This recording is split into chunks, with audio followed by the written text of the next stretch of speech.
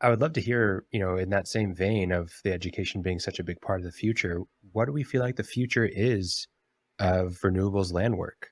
Are we going to see like land brokers exclusively doing renewables? Are we going to see, a huge uptick next year? Or, how long is this going to take? What are your predictions for the future of renewables land work? Phew. If I could predict the future, I would have won the Powerball so many times. I keep trying, right? Just never works out.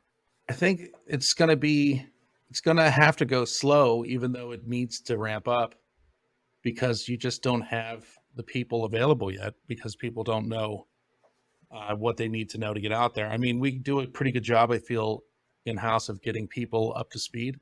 But even then, there's, it's the finding the people and whatnot. If I predicted the future, I'd say it's gonna be a mixed bag of everything. I think we're all in agreement that you have to diversify this country's energy policy. You have to have a little column A, a little column B. Yeah, I don't know if you can go full. Let's get rid of oil and gas completely right now. I think that would be catastrophic for millions of people. But I could see the future that the market share of the pie is going to, shrink a little bit for oil and gas. But there's room at the table for everybody. There's no doubt about it. I mean, this country's energy demands are, geez, for the last 100 years have been the highest in the world, if not the highest, maybe with the exception of India and China. So, I mean, the market's not going away. On another aspect of your question, in the beginning of my career, it was a number of smaller companies, and they were trying to gobble up as much as they could. And then at some point, someone swooped in and put those all together.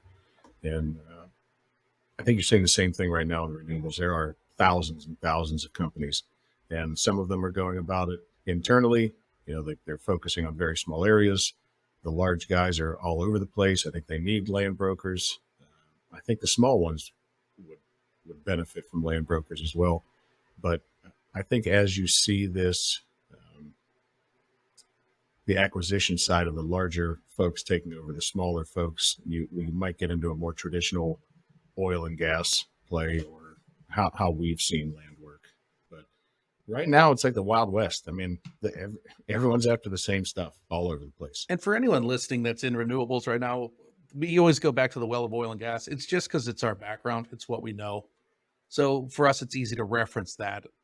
because that's where our original knowledge of this entire industry came from. It Right. is rough, though. I mean, if you come up to Pennsylvania, Khalil, or West Virginia, I mean, we can tear down a mountainside and put a rig up, right? And you see it as you're driving up the highway. Yeah.